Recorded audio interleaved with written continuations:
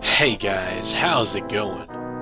This is Natanator. Welcome to another Creepypasta reading.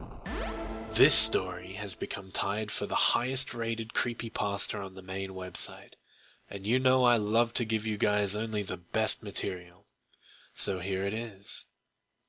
This pasta is titled Bedtime, written by Michael Whitehouse. Now as always, turn out the lights, get comfortable, and let the story begin.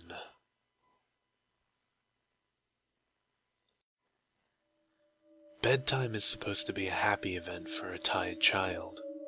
For me, it was terrifying. While some children might complain about being put to bed before they've finished watching a film or playing their favorite video game, when I was a child, nighttime was something to truly fear. Somewhere in the back of my mind, it still is.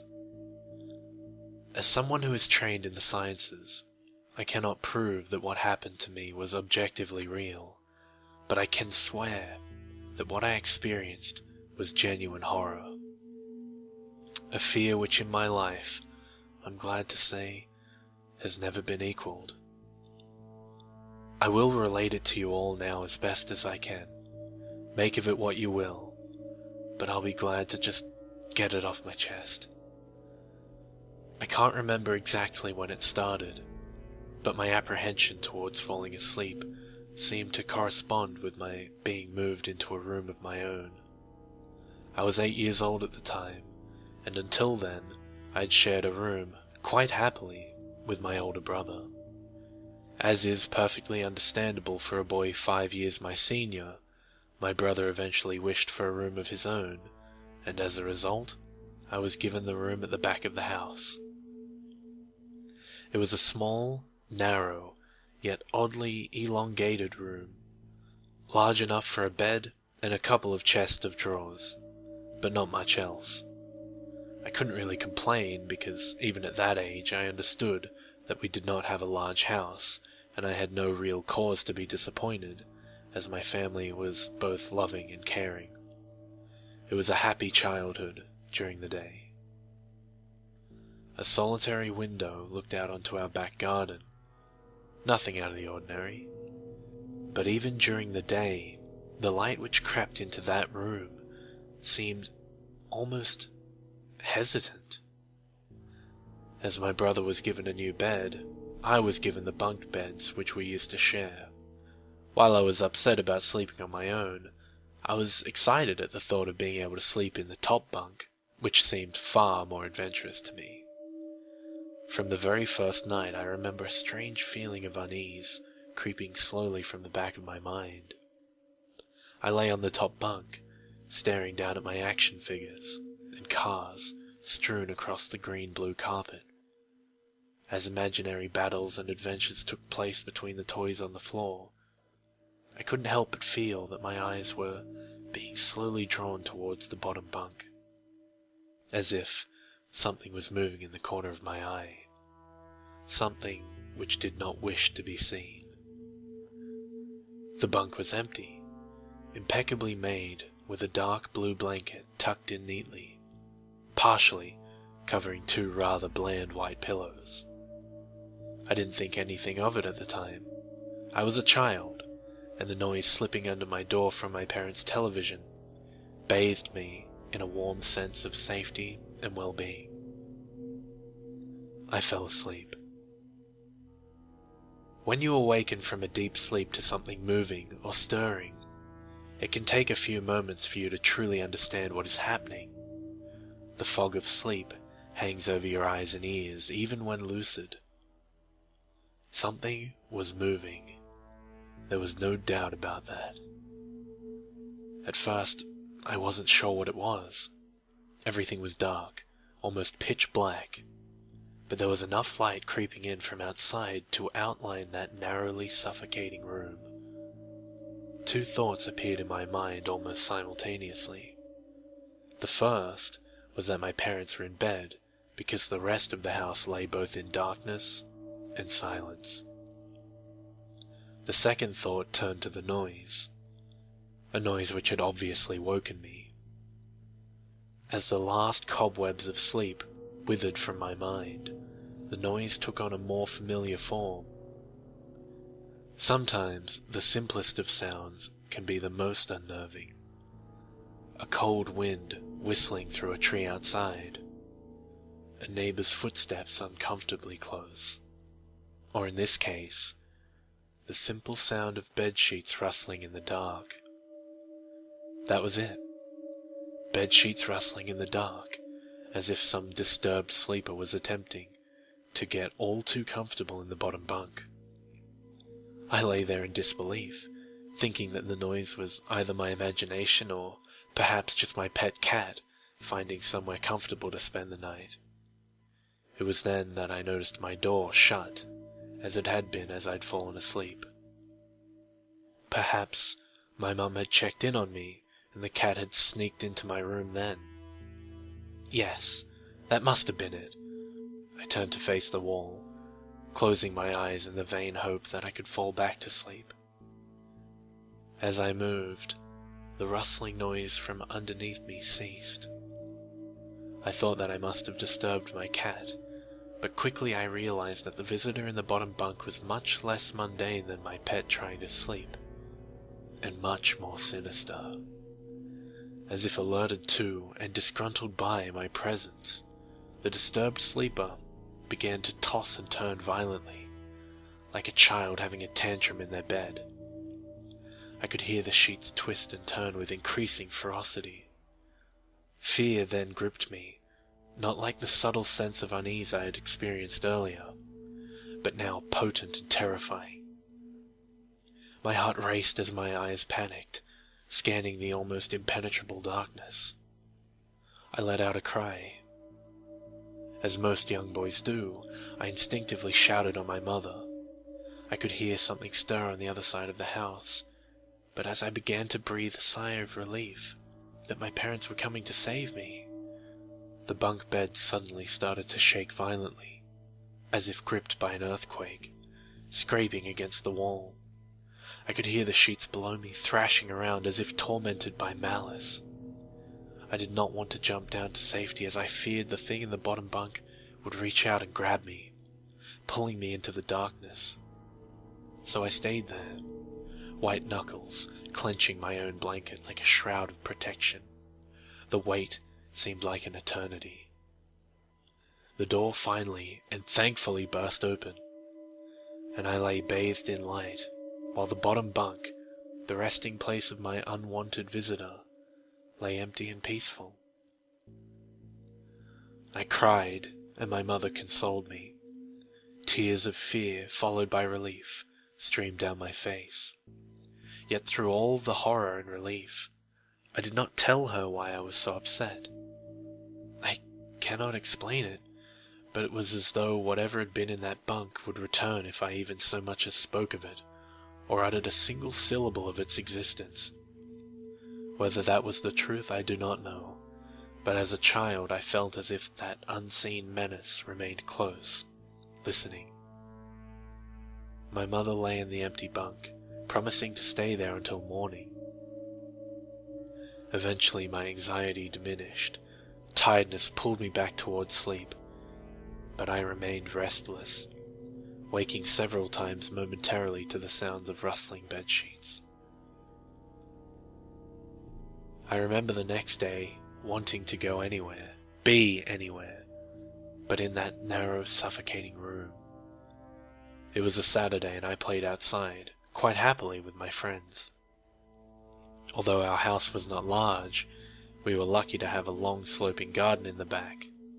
We played there often, as much of it was overgrown and we could hide in the bushes, climb in the huge sycamore tree which towered above all else, and easily imagine ourselves in the throes of a grand adventure in some untamed exotic land. As fun as it all was, occasionally my eye would turn to that small window, ordinary, slight, and innocuous. But for me, that thin boundary was a looking glass into a strange, cold pocket of dread. Outside, the lush green surroundings of our garden, filled with the smiling faces of my friends, could not extinguish the creeping feeling crawling its way up my spine. Each hair standing on end. The feeling of something in that room, watching me play, waiting for the night when I would be alone, eagerly filled with hate. It may sound strange to you, but by the time my parents ushered me back into that room for the night, I said nothing. I didn't protest. I didn't even make an excuse as to why I couldn't sleep there. I simply and sullenly walked into that room, climbed the few steps onto the top bunk, and then waited. As an adult, I would be telling everyone about my experience, but even at that age I felt almost silly to be talking about something which I really had no evidence for. I would be lying, however, if I said this was my primary reason. I still felt that this thing would be enraged if I so much as spoke of it. It's funny how certain words can remain hidden from your mind, no matter how blatant or obvious they are. One word came to me that second night. Lying there in the darkness alone, frightened, aware of a rotten change in the atmosphere, a thickening of the air as if something had displaced it. As I heard the first casual twists of the bedsheets below, the first anxious increase of my heartbeat at the realization that something was once again in the bottom bunk, that word, a word which had been sent into exile, filtered up through my consciousness, breaking free of all repression, gasping for air, screaming, etching and carving itself into my mind. Ghost. As this thought came to me, I noticed that my unwelcome visitor had ceased moving. The bedsheets lay calm and dormant, but they had been replaced by something far more hideous. A slow, rhythmic, rasping breath heaved and escaped from the thing below. I could imagine its chest rising and falling with each sordid, wheezing and garbled breath.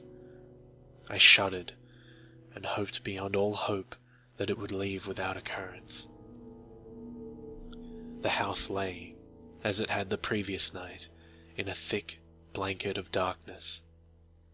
Silence prevailed, all but for the perverted breath of my, as yet, unseen bunkmate.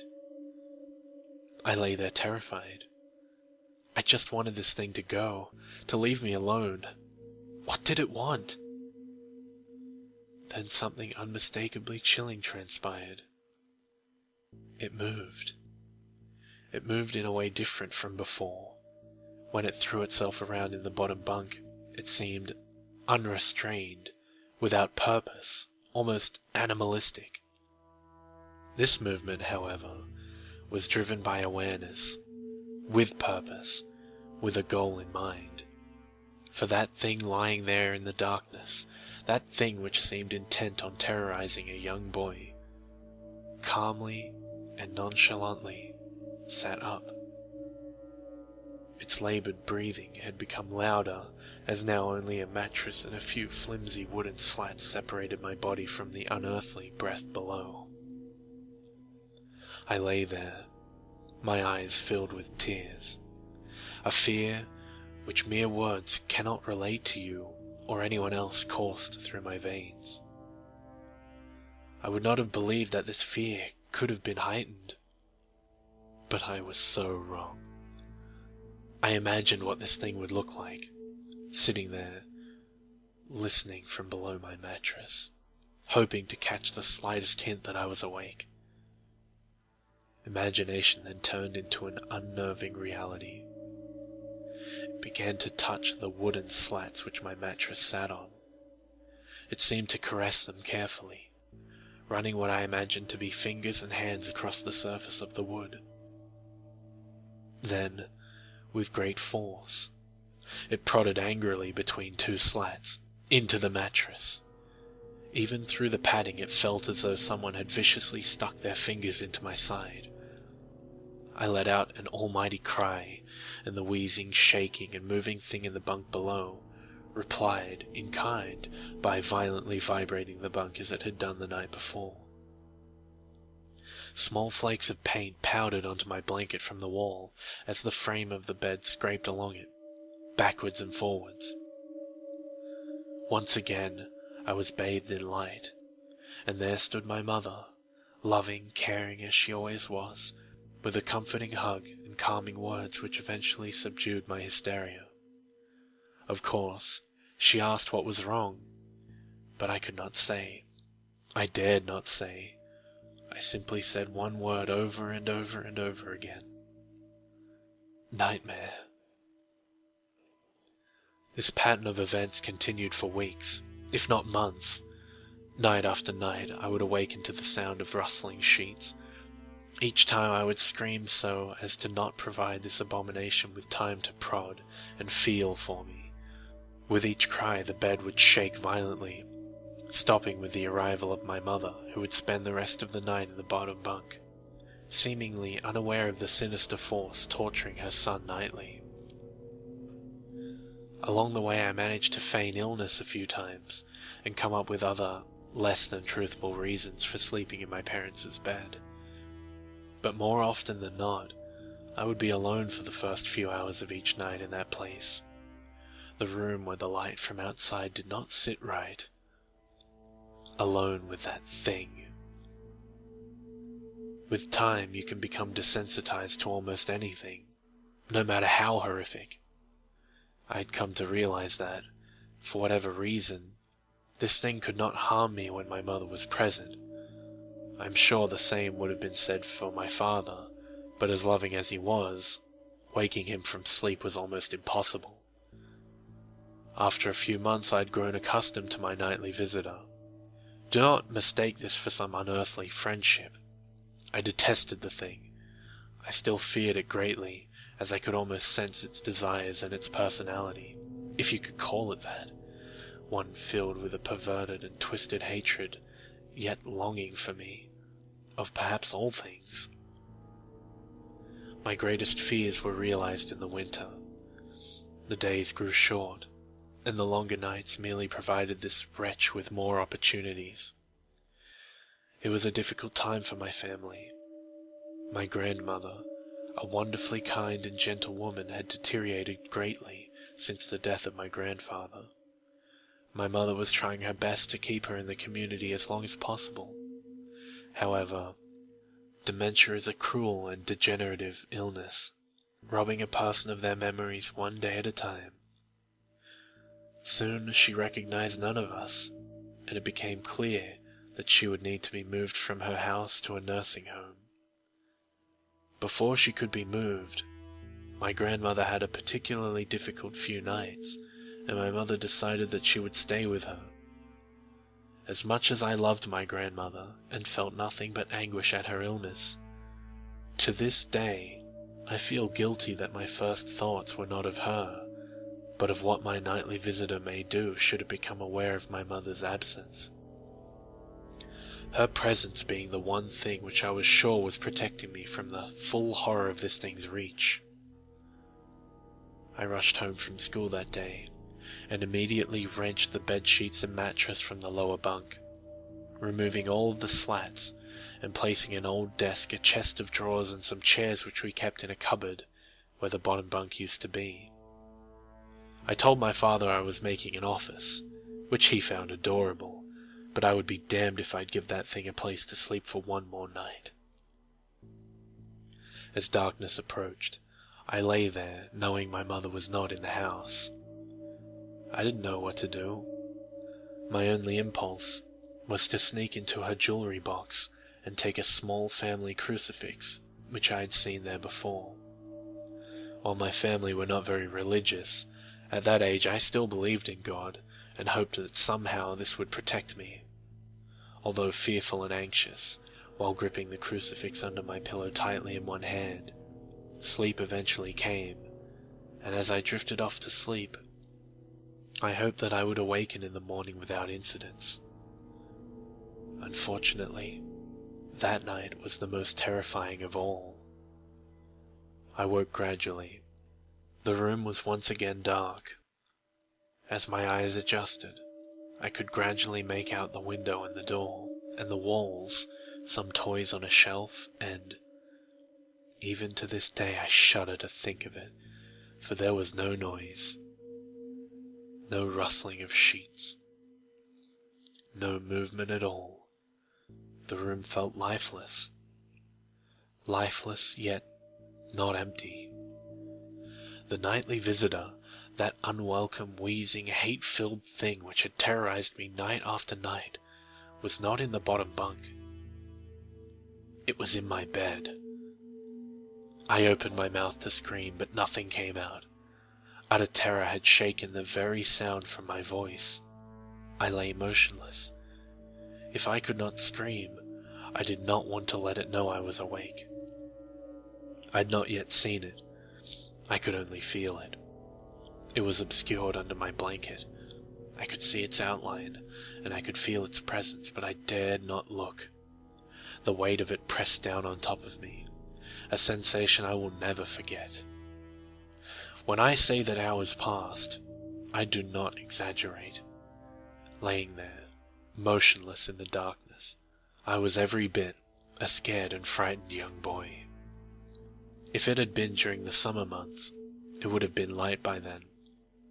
But the grasp of winter is long and unrelenting, and I knew it would be hours before sunrise, a sunrise which I yearned for. I was a timid child by nature, but I reached a breaking point, a moment where I could wait no more, where I could survive under this intimately deviant abomination no more. Fear can sometimes wear you out, make you threadbare, a shell of nerves leaving only the slightest trace of you behind. I had to get out of that bed. Then I remembered. The crucifix! My hand still lay underneath the pillow, but it was empty. I slowly moved my wrist around to find it, minimizing as best I could the sound and vibrations caused, but it could not be found. I had either knocked it off the top bunk, or it had. I couldn't even bear to think of it, but it had been taken from my hand. Without the crucifix, I lost any sense of hope. Even at such a young age, you can become acutely aware of what death is, and intensely frightened of it. I knew I was going to die in that bed if I lay there, dormant, passive, doing nothing. I had to leave that room behind, but how? Should I leap from the bed and hope that I make it to the door? What if it's faster than me? Or should I slowly slip out of that top bunk, hoping not to disturb my uncanny bedfellow? Realizing that it had not stirred when I moved, trying to find the crucifix, I began to have the strangest of thoughts. What if it was asleep? I hadn't so much as breathed since I'd woken up. Perhaps it was resting, believing that it had finally got me, that I was finally in its grasp. Or perhaps it was toying with me. After all, it had been doing just that for countless nights, and now with me under it, pinned against my mattress with no mother to protect me, maybe it was holding off, savoring its victory until the last possible moment, like a wild animal savoring its prey. I tried to breathe as shallowly as possible, and mustering every ounce of courage I could, I reached over slowly with my right hand and began to peel the blanket off of me. What I found under those covers almost stopped my heart. I did not see it, but as my hand moved the blanket, it brushed against something smooth and cold, something which felt unmistakably like a gaunt hand. I held my breath in terror, as I was sure it must now have known that I was awake. Nothing. It did not stir. It felt dead. After a few moments, I placed my hand carefully further down the blanket and felt a thin, poorly formed forearm. My confidence, an almost twisted sense of curiosity grew as I moved further down to a disproportionately larger bicep muscle. The arm was outstretched, lying across my chest, with the hand resting on my left shoulder as if it had grabbed me in my sleep. I realized that I would have to move this cadaverous appendage if I even so much as hoped to escape its grasp. For some reason, the feeling of torn, ragged clothing on the shoulder of this nighttime invader stopped me in my tracks. Fear once again swelled in my stomach and in my chest as I recoiled my hand in disgust at the touch of straggled, oily hair. I could not bring myself to touch its face, although I wonder to this very day what it would have felt like. Dear God, it moved. It moved. It was subtle, but its grip on my shoulder and across my body strengthened. No tears came, but God, how I wanted to cry. As its hand and arm slowly coiled around me, my right leg brushed along the cool wall which the bed lay against. Of all that happened to me in that room, this was the strangest. I realized that this clutching, rancid thing which drew great delight from violating a young boy's bed was not entirely on top of me. It was sticking out from the wall, like a spider striking from its lair. Suddenly its grip moved, from a slow tightening to a sudden squeeze. It pulled and clawed at my clothes, as if frightened that the opportunity would soon pass. I fought against it, but its emaciated arm was too strong for me. Its head rose up, writhing and contorting under the blanket. I now realized where it was taking me. Into the wall. I fought for my dear life. I cried, and suddenly my voice returned to me, yelling, screaming. But no one came. Then I realized why it was so eager to suddenly strike. Why this thing had to have me now. Through my window, that window which seemed to represent so much malice from outside, streaked hope. The first rays of sunshine. I struggled further, knowing that if I could just hold on, it would soon be gone. As I fought for my life, the unearthly parasite shifted, slowly pulling itself up my chest, its head now poking out from under the blanket, wheezing, coughing, rasping. I don't remember its features. I simply remember its breath against my face, foul and as cold as ice. As the sun broke over the horizon, that dark place, that suffocating room of contempt, was washed, bathed in sunlight. I passed out as its scrawny fingers encircled my neck, squeezing the very life from me. I awoke to my father offering me some breakfast. A wonderful sight indeed. I had survived the most horrible experience of my life until then, and now. I moved the bed away from the wall, leaving behind the furniture I had believed would stop that thing from taking a bed. Little did I think that it would try to take mine, and me. Weeks passed without incidents, yet on one cold frost-bitten night, I awoke to the sound of the furniture where the bunk beds used to be, vibrating violently. In a moment it passed. I lay there, sure I could hear a distant wheezing coming from deep within the wall, finally fading into the distance. I have never told anyone this story before. To this day, I still break out in a cold sweat at the sound of bed sheets rustling in the night, or a wheeze brought on by a common cold, and I certainly never sleep with my bed against a wall. Call it superstition if you will, but as I said, I cannot discount conventional explanations such as sleep paralysis, hallucination, or that of an overactive imagination. But what I can say is this. The following year I was given a larger room on the other side of the house, and my parents took that strangely suffocating, elongated place as their bedroom. They said they didn't need a large room. just one big enough for a bed and a few things. They lasted 10 days. We moved on the 11th.